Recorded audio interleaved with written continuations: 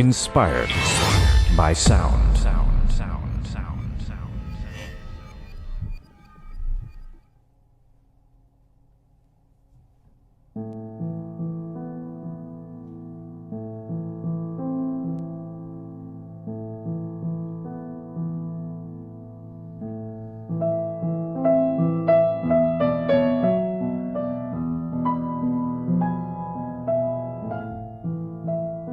Welcome to another Inspired by Sound. This one is a bit different. In the house I have Ignasi Cambra, renowned classical pianist and excellent all-round guy. And the guide dog Juventudes. He's the very first to be in the house while I record something like this. And as a fellow musician and good friend, I thought, let's try something fun. We have no idea what we're going to do in this one. And nor do you. Let's just see where we go. There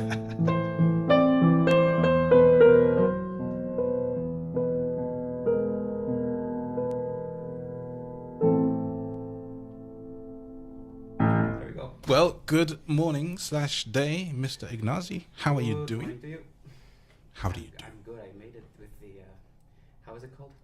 Turn up and go service, yeah, on the tube. So he came by tube, which is really cool, and was able to just get here, and everything worked fine. And I put out a video the other day. You guys may have seen that. It was about improvisation, and we got talking, and we decided that he should come to my house for a visit. He's been here once before, and we were going to talk about improvising over some chords and things like that, because I can't play the things he plays, and I think vice versa as well. But we have common ground.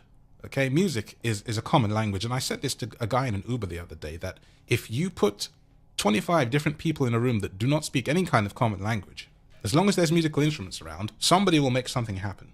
That's true. Somebody will. Music breaks all barriers, and people don't realize this. So we have joined in the middle kind of the bridge, meeting each other halfway, somewhere between classical and jazz. And we're going to talk about improvisation and chords and why we do what we do and why we like it and all sorts of things. It was literally going to be an open idea, and we're going to see what happens. So he's sitting in front of my Knight K10 acoustic upright, and I'm sitting in front of Ravenscroft 275, which I like. Although I could have chosen Keyscape or any of the others. I have enough choices. So what is it actually that video did for you, per se? Because I think, like many classical musicians, and it's a shame, but I'm trying to rectify that with these kind of videos, that without a score you feel a bit floundery, and I don't want that. I wish every musician could solo, day or night, whenever they wanted. I mean, the idea of solo in jazz, of course, is I mean, it's a style of music that I don't know well. Yeah. So of course, when I see a video like that, where essentially you're talking about two chords and playing in B flat, that is something that I can do. Mm-hmm. Easily, but that of course doesn't mean that from that point I can somehow play jazz.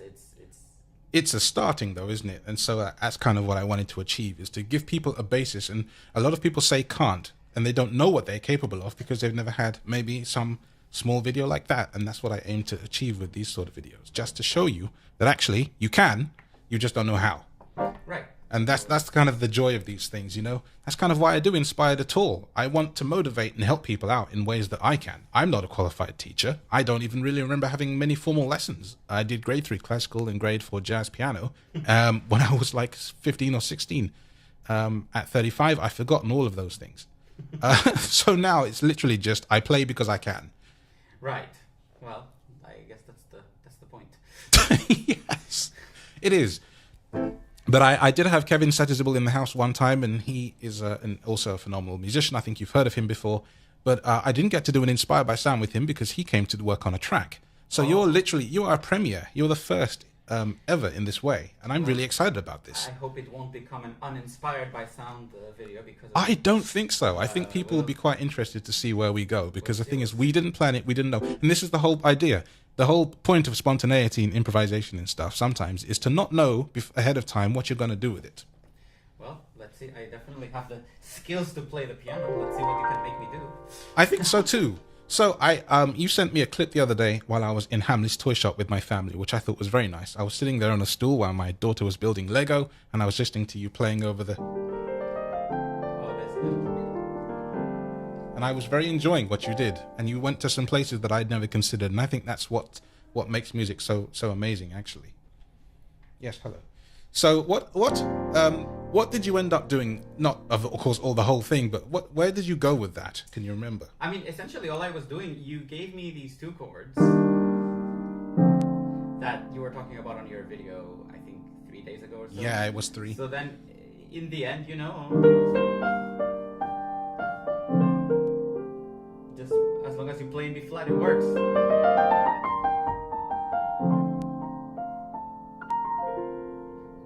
So that's all I was doing, really. I don't remember. I think at some point I probably went to... Exactly, and that's a nice change, and that was also outside the scope of the thing, so that you picked up on that is great. And I'm not trying to be patronizing, but I think a lot of people get stuck in a thing that I must only do what the rules tell me to do, and rules are there to be broken. And I tell a lot of musicians this as well that do not solo for a living. You know the rules, so what can you do around them? I mean, there's a point where when you've been doing for long enough, I know you probably need something else for your...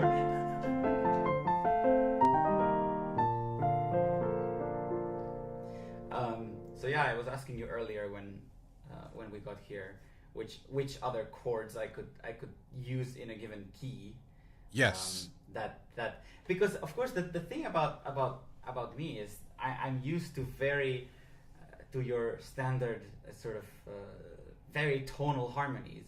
Not that jazz is an atonal thing by any means. But it can be. I mean, when yes, you've got stuff like... Yeah, exactly. So those chords are generally built out of something, and you guys use lots of extended chords and so on. So this is it. You see, I'm not from a theoretical background, Right. and I play the chords without knowing what I'm doing. So can you give us some background in your own words about why chords are extended and why they're not? Because I don't know this stuff. I just play it.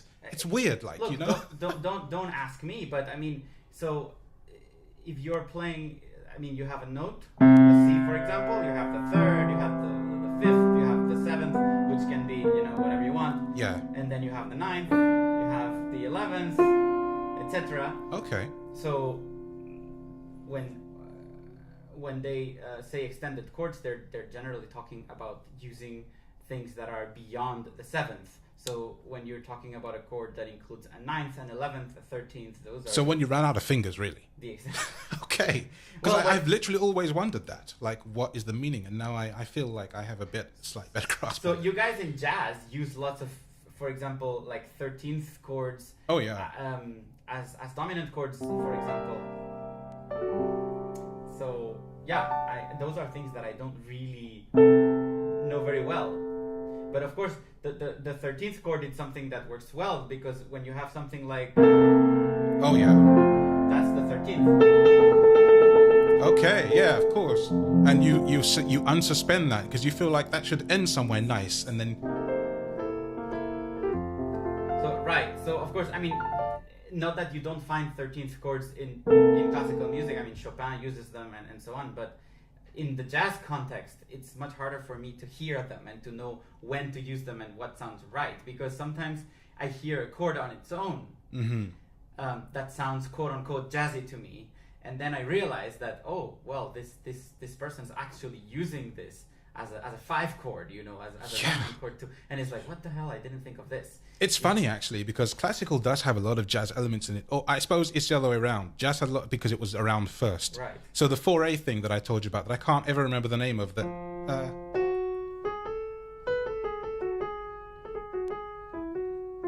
I love that piece. Right. And there are some phenomenally, wonderfully beautiful chords in that. I don't know it enough to play it, but I just love the melody of that. And the changes are just, oh, wow. Do you know that one a bit? No, I don't actually. Have you heard of it, though? Maybe not the way I played it, because I played it badly. I think Is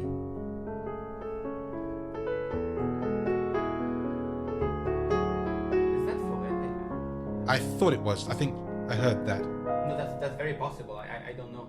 I can't remember what it does after that, but it has just some really great feeling behind it. And I thought, wow, I want to learn that, but then I couldn't remember who it was by, so I couldn't then find it. So, But it was a friend of mine, actually, James Bowden, who showed me that initially, and he says you've got to find this and learn it. But I didn't save the. I don't think I have him recording playing it. Someone who watches this, drop a note in the comments. You may know what it is. But then I thought, classical can be jazz too, and vice versa. We all pull from each other's elements, don't we? I mean, I was telling you the other day, you have things like the Ravel concerto. Oh yeah, you did mention that. That is pure jazz. I mean, Can you show us a bit of that? No, I don't play that piece. But it's funny because the Rhapsody in Blue is actually inspired on the Ravel concerto. Mm-hmm. Many people think it's the other way, but I believe it's actually the Rhapsody, the concerto that was written first. Although I'm not sure. I always get that wrong. You see. Yeah. But I think in any case, they're clearly, they have such similar sounds. I wish we could somehow play those things, because I do too.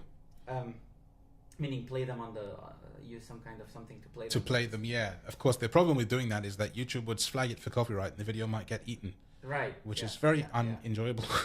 No, but unfortunately, I don't play the Ravel concerto. But yeah, they're definitely similar. Ravel used a lot of jazz in the left hand. He has a piano concerto for the left hand alone. Just the left hand. Yeah. Wow. And that also uses tons of jazz influences and so on. So, what about in your repertoire? What do you think is maybe the most jazzy thing that you play? That made you think of jazz, I suppose, is the question. I'm telling you, the most jazzy thing I've ever played is those pieces. The one that I was playing just now. Oh yeah, the A minor thing. That's a ginastera piece. I really can't remember. I haven't played it for a long time. I for some period of time I was using it as an encore. Although I played the entire set, but it's more like the second half. I really can't remember, so excuse me. But how did that go?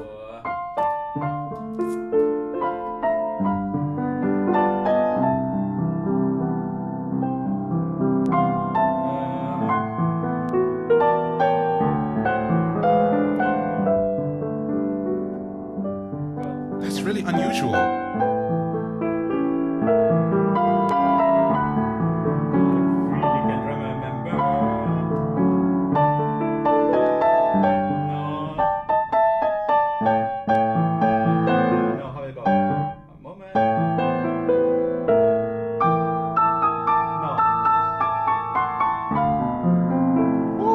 And all kinds of stuff. Wait, but this part is funny. I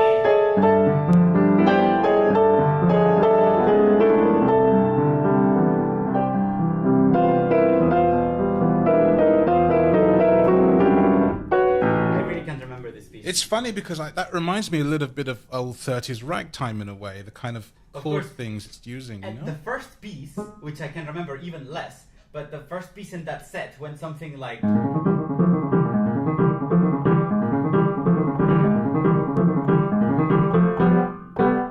No. And then...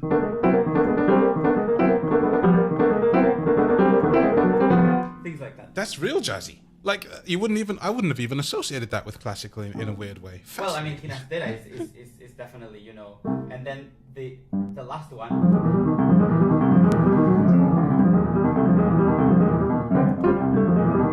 I really don't remember.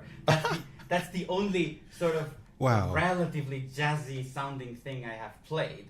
Which, again, not that it sounds like jazz, but it's more like... But it's avant-garde jazz. Yeah, it's quite cool in a way, actually. Yeah, I've never heard anything quite like that. Not on piano, anyway. That's very interesting. It kind of reminds me of a lot of free jazz, where you just hit random chords and hope for the best, Right.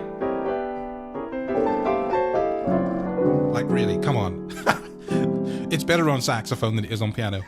I have a friend of mine, actually, Steve Spamer, that plays a lot of free jazz on sax, and it sounds awesome. You get a groove going, and then, wow, everything just falls into place. Right. But it's very different on piano, isn't it? Yeah. Yeah, of course. I mean, it's because on piano, when you play chords, you set on a chord, you play it, you have the harmony going. Whereas when you play something like a saxophone, you have a little more time to think. I think sometimes.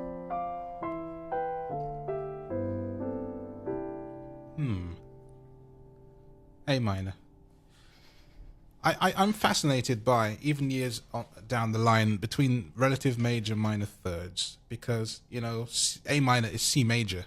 Of course. And I don't know why, but I've always found that a very interesting concept. Well, keys are related. I mean, that's the part. It's like a family, but it just, I don't know, I like that sort of So, thing. I mean, of course, when you have, so in the classical era, when you have pieces in a minor key, a lot of the time, you have things going on in their relative major, relative major key. For example, if you think of the Beethoven concerto, the third concerto.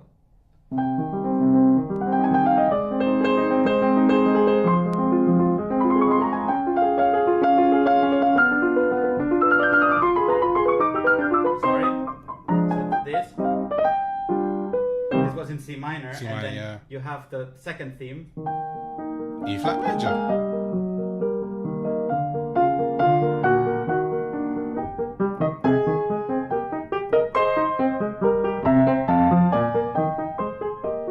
The question is, how do people go from one to the other? That's where the interest is. So, for example, Beethoven, when he's in C minor, first he gives you. So that's okay. G major arpeggio run. And then of course he's going to go to B. Yeah, of course. But then still he doesn't just keep it there, because then he's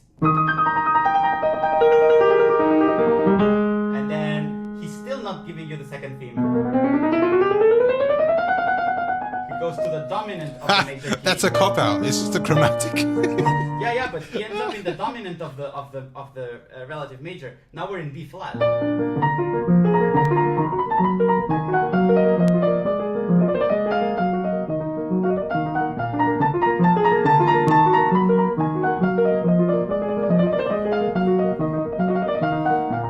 Still B flat, and he stays in B flat, in B flat, in B flat, and in the end.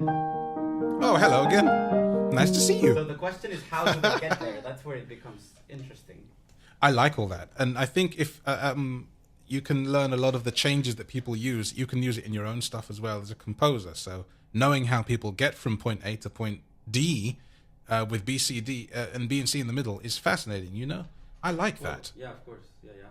But I think a lot of people don't twig that, because if you want a key change, you can just go up and it's boring. But if you find a way to get there from there, you can do all sorts of fun stuff. Well, I mean, that's where composers are, I guess, better or worse, at least in classical music. The ones that are interesting, Beethoven and Mozart always find such interesting ways of moving from one place to another. Yeah. Or when they're playing the same thing in one key or in another key, they make little changes that are very interesting to sort of keep the listener's interest and to work it in, to work a key change work well in that key. And also because sometimes their pianos that they had at the time had less keys, so when they go to another key, they would actually run out of keys, so they have to be creative. Okay. And do something that will allow them to use the same material, but without having to run out of keys. So where are some of the older classical pianos going from and to? Do you know? For example, Beethoven, for a lot of his life, I think his piano would only get to like here maybe, but definitely not lower than here. No lower than F. So I think at some and the point, high notes as well. The high notes. I mean, I'm not by any means a specialist in this kind of stuff, but yeah, you know, probably like. Okay. Not higher. No higher than that. So really, that's not even more than much. That's not much more than 61. No. And Mozart even less. I mean, 2, 3, 4, 5, 6, 7, 8. It's kind of a 68 key. Really. Pretty much. But Mozart even less. I mean, yeah, the pianos from Mozart's time really had small keyboards. That's so weird. I think we are so used to the 88 now. Of course, I'm playing a 61, so I can't talk. But, you know, the 88, it seems to be such a standard that when you see something that's physical as opposed to a, you know, keyboard that's smaller, it's surprising. Of course. I remember seeing an A to A piano. It didn't have the top B flat, B and C many years ago. I think there was an old Andrews piano, and I was like, oh, it's missing notes.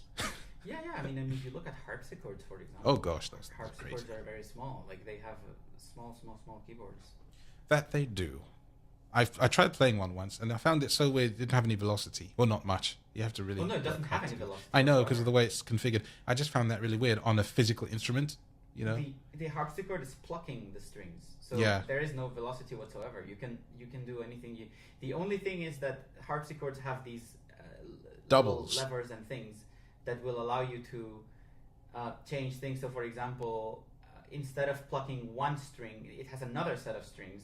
So when you press one key, you're actually plucking two strings. Yes. So it makes a different And sound. if you play it very gently, you can get each string to pluck separately. Exactly. I've heard of that. And then, you know, you can have the doubles tuned, you know, Oh, the an octave. apart. Yes. And also they have really cool built-in reverb, harpsichords do. Of course, yeah. It sound really neat, actually. Yeah. But do they have a sustain pedal or not? I think No. not. No. So you have to, like a Hammond, you got to play the thing. You've really got to play the thing. Yeah, I mean, you have to sustain notes when you want them to keep ringing. I mean, there's Yeah. no, yeah, there's no. There's no sustain. So No. you can't sort of put your foot down and go, hi. No.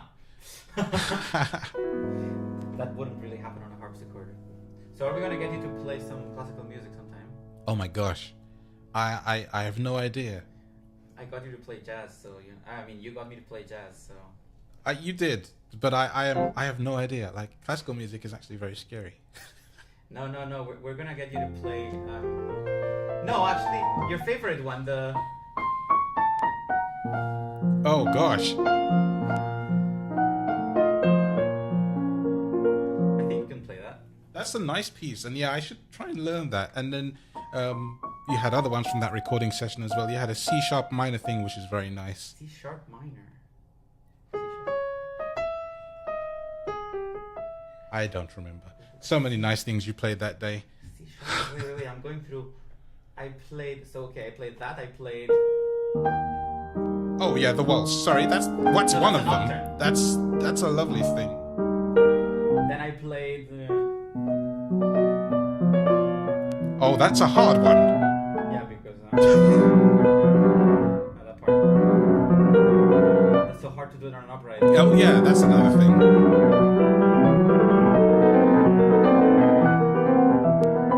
But nothing's in C sharp minor. Then there. But that's not C sharp minor either. No, it's not.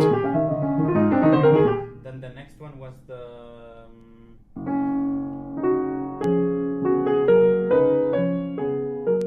That's a nice piece too. Well, this is not C sharp minor, but maybe. No, it's not.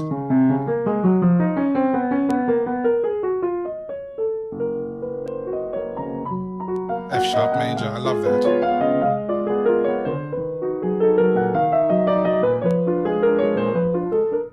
C sharp.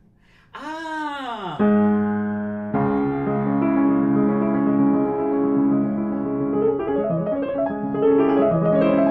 Is this what they were talking That's the one.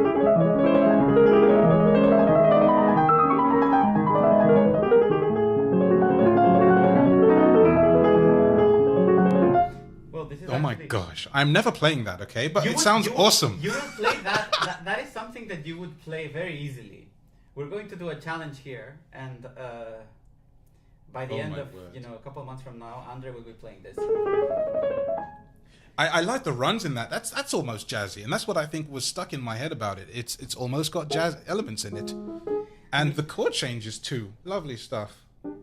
There's that part. So this is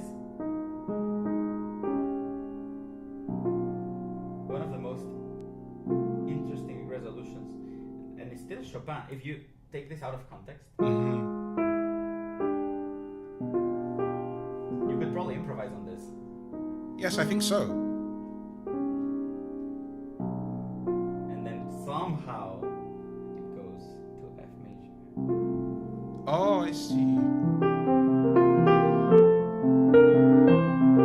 That passage always. I need to do a video on this. I wanted to do it for my YouTube channel. You should. Like, because this resolution.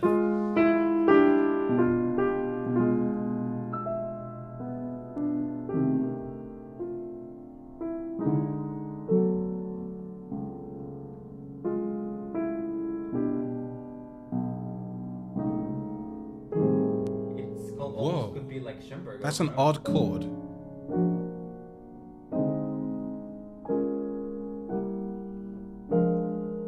But no.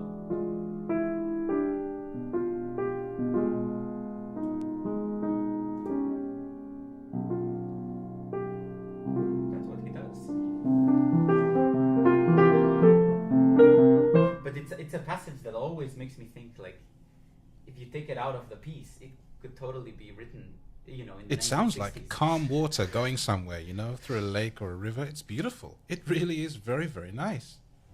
It's an interesting. You have such cool, I don't know, the way of playing those things. Some people play them just so rigid, but you don't, and I like that about your playing style. I mean, so the thing about you is when you play jazz, in a way, the flexibility that you have is a lot more obvious. Meaning, In some ways. you are literally playing within, you know, especially if you're playing with other people and you're actually, you know, playing certain chords because, you know, you're playing together.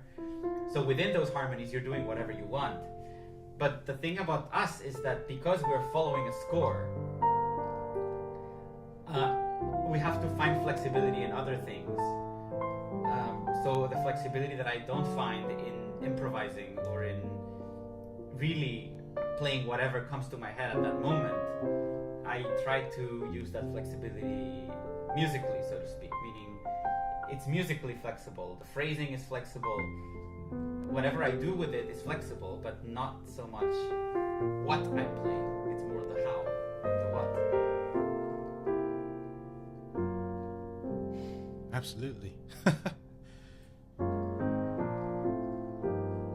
Okay, make me play some jazz. Play some jazz. Well, I remember I was talking about this in the WhatsApp group that we're in the other day about taking a few notes and finding a melody around those notes. Do you remember? Yeah. And that's a fun way of teaching yourself how to improvise, because I think I suppose you can be taught improvisation, but I think if you're taught it, then it's already learning someone else's way of working. Mm-hmm. I think improvisation has to be felt. So I have no idea what I would play necessarily if I go, but I can work out something just based on those notes. So I could, for example, start D minor, then G major, then A minor. Mm-hmm. But I could have done any other thing like F major, then E major 7.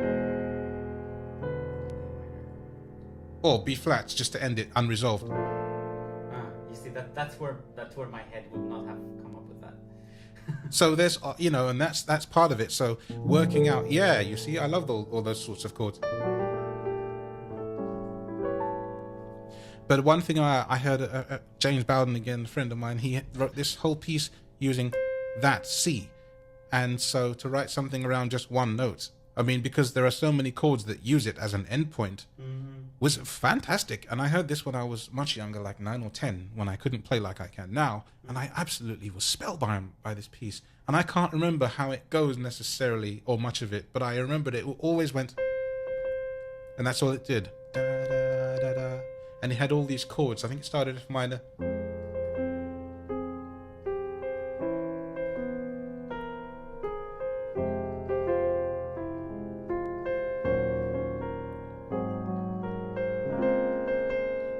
C minor, which I thought was interesting. How did you allow yourself to do that? But because you can if you want to, and it just went round, and I have to dig it out again and see if I still have it. But it was such a cool piece, and I was like, oh yeah, that gave me a lot of inspiration as a young child to go, I can do that if I want, can't I? Can I? And yeah, it was interesting.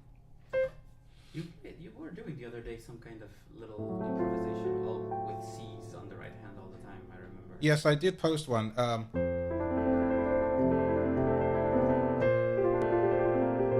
It was kind of that kind of idea, just to see where you could take that.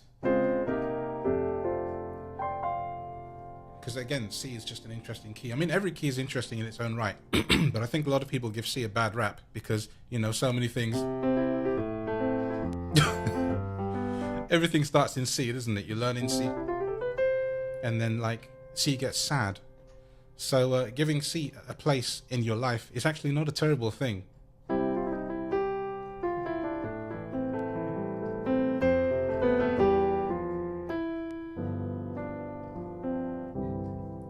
Show it some love.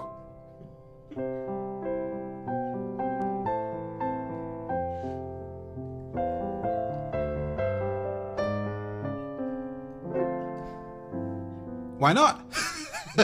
Confuse the world.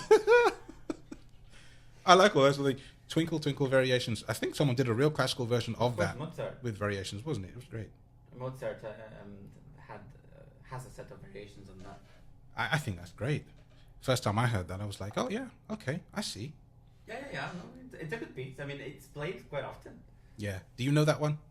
No, I didn't play that. I played other Mozart variations, but not those. That's the other thing about me. You know, whatever I haven't played, I generally just don't play. Yeah. Meaning, no, because there are people who spend so much time looking at music just for the sake of sort of, they can't really play it, but they've looked at it. Or and somehow things that I haven't played, I just don't play. I mean, you know, of course, the beginning of that, anybody can play, but you know, how then.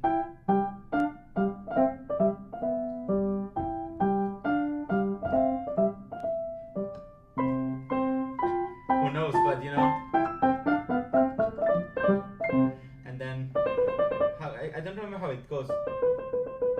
It does a set of. It goes into I think a sort of 3/4 type deal, 6/8, or maybe not. But I know that it's all sorts of interesting. Then of course you can take it minor, can't you?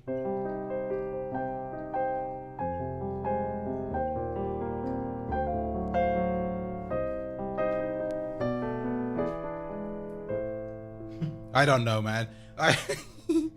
The joy is there. You just got to find it.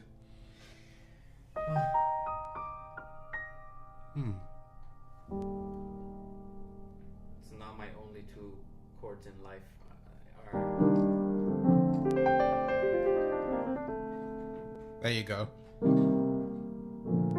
They're literally the only ones that I know. So let's say if you're in B flat like that, how would you? Let's say you want to move to a different key. Where would be your natural place to go? Which key, though? No, that's what I'm asking you.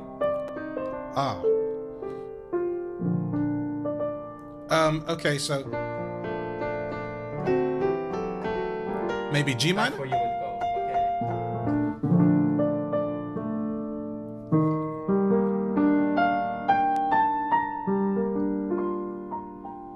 Because I try to keep it sort of relevant by going to G minor, because of course you can still G minor there. It's part of the B flat series, so it's allowed. I mean, we could go all the way out the whack with like A major, but I'm not sure how I'd get there. And this is it. My MIDI teacher when I was in 2000 was telling me you can get to anywhere from anywhere if you just know the fundamentals, and I didn't, and I still don't really, because I'm not really trained as I necessarily would like. But you can, and I want to know how. I want to know how to get from anywhere to anywhere else. And apart from faking it, just like maybe doing a cop-out chromatic, sometimes that's all you can do. But there has to be ways and means, you know? Usually the good way to set up a key is to find its dominant and then... Okay, teach dominance. You can do that. And I don't mean a dominatrix. Teach about dominance. Oh, no. Meaning, I'm absolutely horrible at keyboard harmony. You can ask, when I was at Juilliard, I took a keyboard harmony class, and it was awful. Like, really, really awful. But I mean, you know, let's say you're in B flat. If you want to get to G minor, yeah. Obviously, what you did is to prepare G minor via the D7. Via the D7. Mm-hmm. I mean, and that's always a good way to do it. You can always, I mean, you can get to. So. Oh, C minor. Oh, sorry, C major. C major 7. It depends. I mean. That's cool too, actually, because I feel like that's the start of a very sad piece. And it's all about chording. So. Yeah, so you can always do it that way, as long as you're setting up the key. It's I really like what they call the Neapolitan chord, which is a funny thing for where can I find one? Oh, there's one in the Mozart, for example. So now we're in F sharp F minor. sharp minor. So if you hear.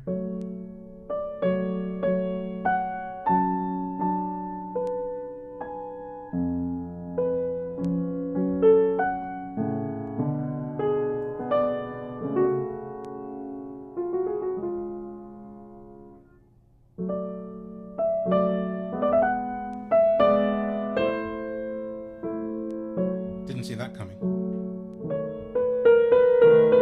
How does it go? And then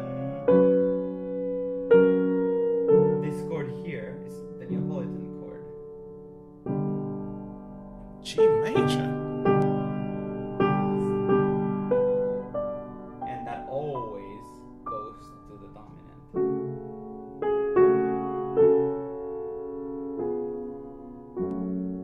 So Wow. the idea that you play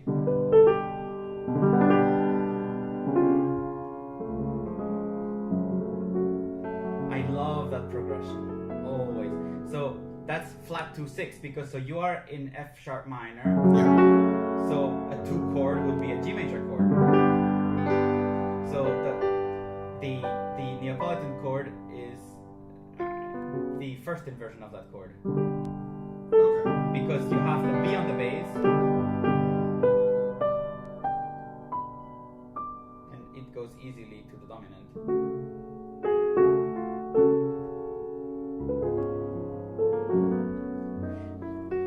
That is a chord that I always loved. I'm sorry, it has nothing to do with what we were talking about, but it came to my mind. That is not something I've ever done, and I can tell that just the way it feels under my hand is not something I've ever gone to that way. So that's a new trick that I've learned today. See, this is why I do these things. I like learning. I love being yeah. inspired. This is awesome. So for example, let's try again. I have no clue. I'm making a fool of myself. But so if for example we're in B flat Sorry, I do that every day. and we're trying to get to G minor. Mm-hmm. In this case, our flat 2-6 would be this. So what you would do? Gosh. So does that make sense? Yeah. I need to start thinking this way. I feel it. So I need to just hear it more. That's a beautiful way of Whoa. going from B flat to G minor. Now that we're talking of how That's phenomenally cool. Like, So- I've not seen that. you would go the way you showed me, right? Your original way would be. But then what if in the middle you put? Wow. I love those chords. What's that second chord? I'm going to hit it wrong. It's just think of it. I'm telling you. So the second inversion of your scale degree 2 chord. Ah, yeah. So basically, it's really beautiful because what you're trying to do is to go from here to here. So what you do with the Neapolitan chord is you kind of go around it because you go and then you have to go. So you go. Yeah. It's really.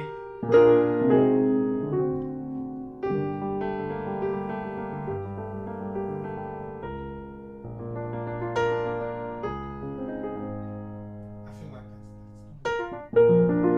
So you're playing your way. C. Okay, I was doing C sharp.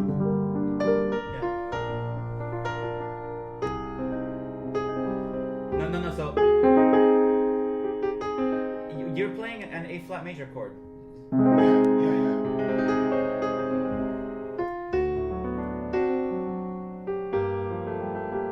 Interesting. See, even that in itself is a cool progression. Yeah, because you can do all sorts of things around just those chords. If you played those, I could solo on that very easily. So that's an interesting one too. But of course, if you do it like Mozart and you actually stay there for a while, we're back to F sharp minor. He actually enjoys it. And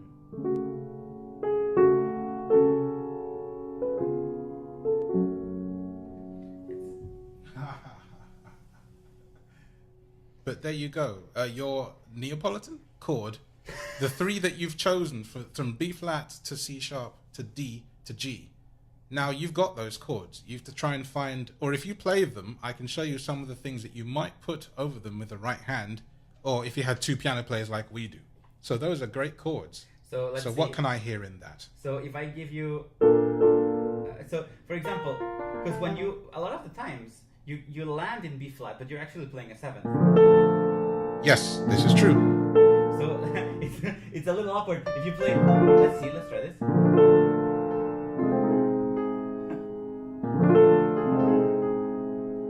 That's kind of weird, isn't it? Yeah, so it has to be a B flat major. So there we go. Because it's come from classical, it has to be the real B flat major. Then it works.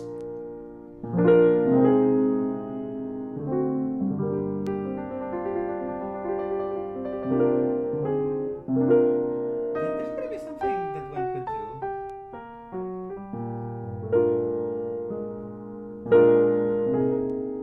There you go.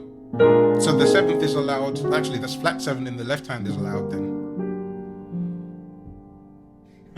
Ah, nice.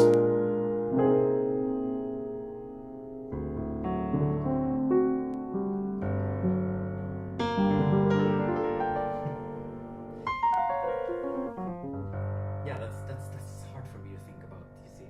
But you did it, and you showed me something really brand new that's been around for thousands of years, but I'm just learning. Yes. I didn't know it was that, and I didn't know it was called that, and I didn't know how to get there.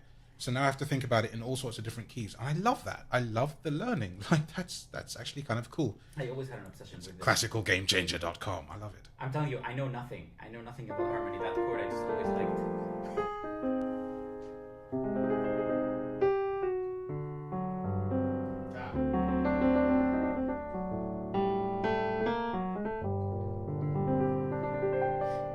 Now I'm just going to be playing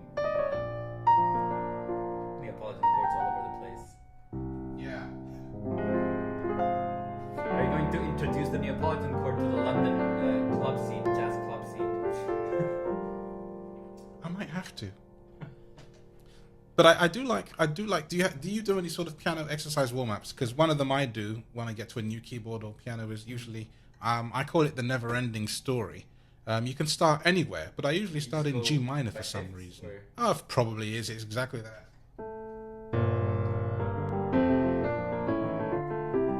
Yeah, but funny enough, that doesn't come naturally to me. I couldn't do it. So what do you start with? You can. G minor? Right, so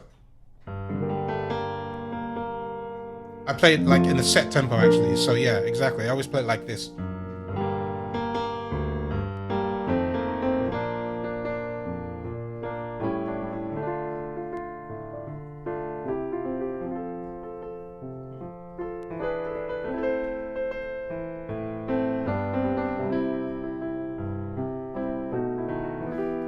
So you can do that.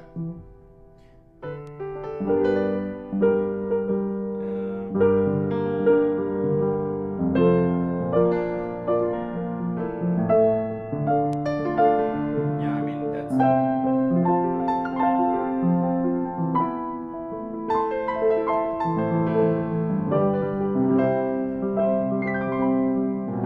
Yeah. I mean that I can do. And the funny thing about it, I always found fascinating, is that when you start minor, second chord, well, the third chord, because the second is a transition, that's a major. But if you start major, the third chord is a minor. Cool. So, what do you mean? So you're in the case of starting with the G minor to start with, F major 7. That's the transition chord. B flat major. Yeah. But then if you start with G major, F sharp minor, B major. B minor.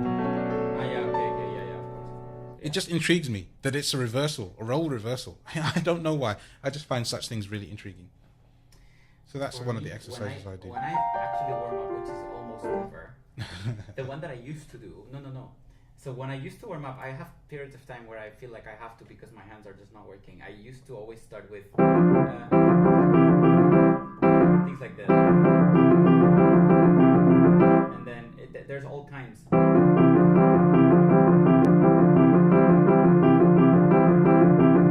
Or makes all of your fingers sort of work. Yes. Or this one's trickier for me.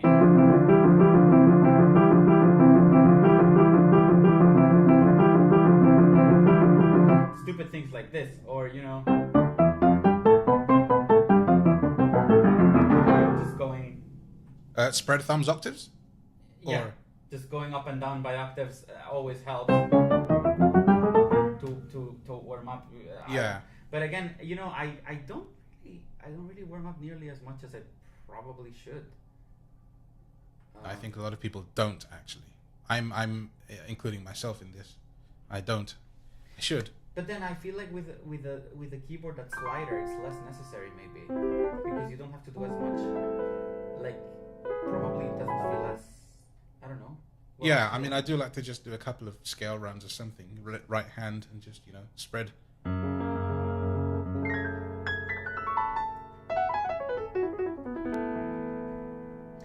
don't do anything really especially these days.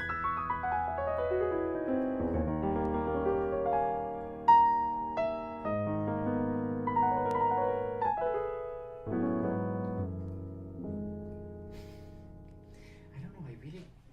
I probably should start doing those things again. If it helps. But yeah, it's true. For trying the piano, this is something I would probably to see how it feels. And then you have your typical hand-on exercises. Oh, those, yes.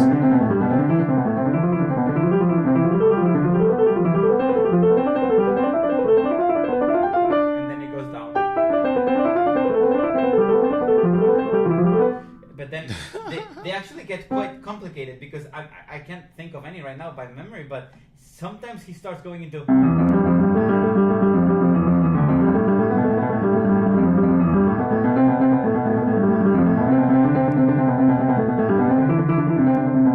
And so in the end, it's like a tongue twister. It is. One of the things, I remember learning a couple of those at age 8 with a German guy called Russ Henderson. Great guy.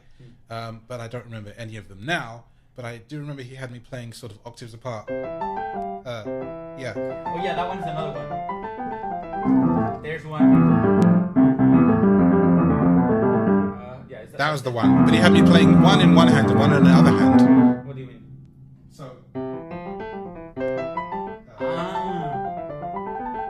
I see. Okay. That was fun. Yeah, on a real grand piano in his house. Those were the days. Crazy days. Gosh. Yeah, no, I don't really do those things anymore.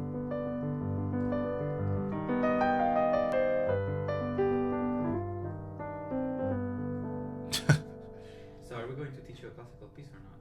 What are you going to show me? It's all so hard. I'm telling you, you should play... You should choose one that you like and challenge yourself to play through the entire thing. I think either of those two, or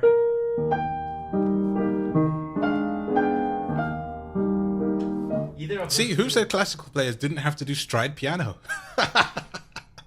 Because you kind of do with that one. How? Because you're, jumping with your left hand right up. So it's like ragtime. It's stride. Plenty of jumps, of course. So that's stride. It's early stride. I guess so. So either one of those two you can play, or maybe you should do the one you like. Oh my gosh! This you can play under. I remember hearing Kevin Sadisable do that. That's phenomenal. Yeah, I'll have to listen to that. I mean, that's actually a very easy piece. He says, "Okay, I'll have to see what we can do with that." Things that are not. This is something that kids play, and you can definitely play Kids that. play. Thanks for that. Okay, cool, great. It's true. You just have to put your mind to it because you definitely have the fingers and the. Why don't you learn it? Yeah. All right. Let's see what we can do. No, that's I gonna be the make challenge. no promises. Let's Let's leave it. Now, just for the record, Andre is going to learn. He's going to learn something.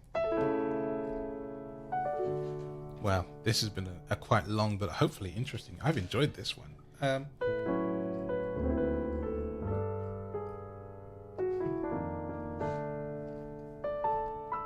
I should have you learning giant steps then.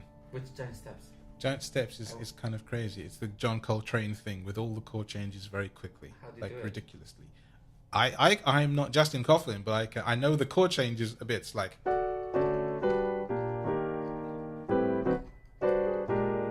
and it's a lot faster than this, by the way. Wait, show me those chords. Wait. So you've got B, yeah. Yep. Wait. So, Yep. oh.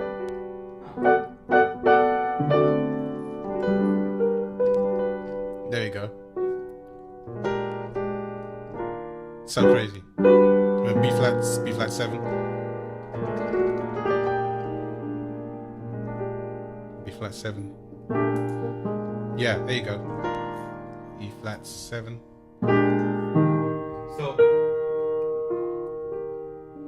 what's that? So this is an actual progression that this person. Yes, composed? it's fast. It's really ridiculously fast, like a whole ton quicker than I was trying to play it. But But I'm sure this is something that one can learn. oh, you can, of course you can. I mean, you know, the top players play it, but it's one of those crazy things that is all over the place and great fun. I taught myself to sort of play that at 11:30 at night, not at top speed, but kind of around a bit. What was it again? You're gonna record that for me. I'm gonna learn it.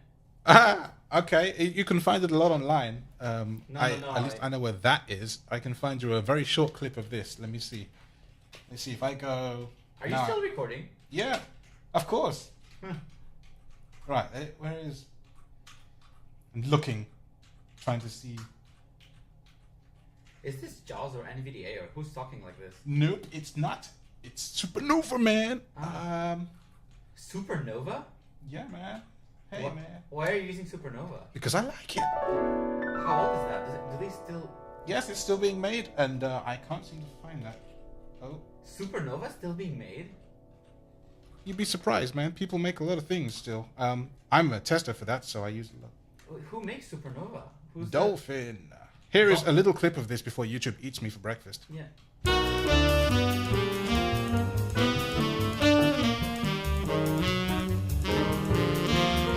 And it gets, that's the kind of speed that people play that thing at. It's not slow. Okay. So I those want to kind of learn this. That changes. sounds like a lot of fun.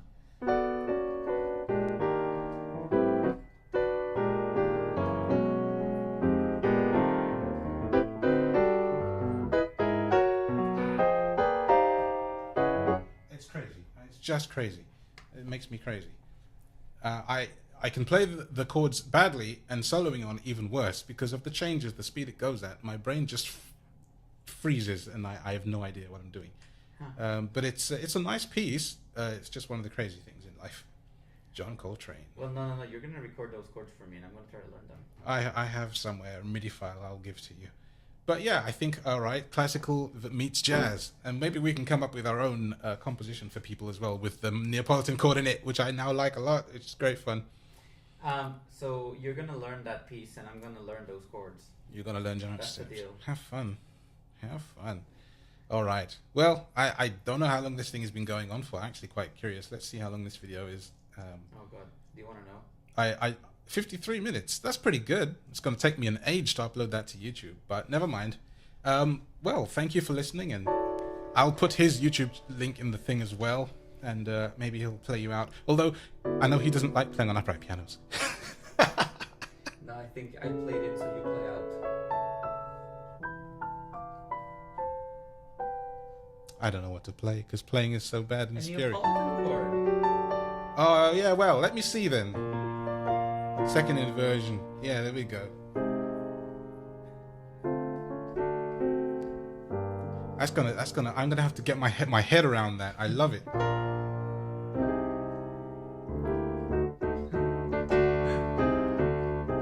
Okay, those changes. I love that so much. It's so soothing. It's kind of interesting because it ends so beautifully.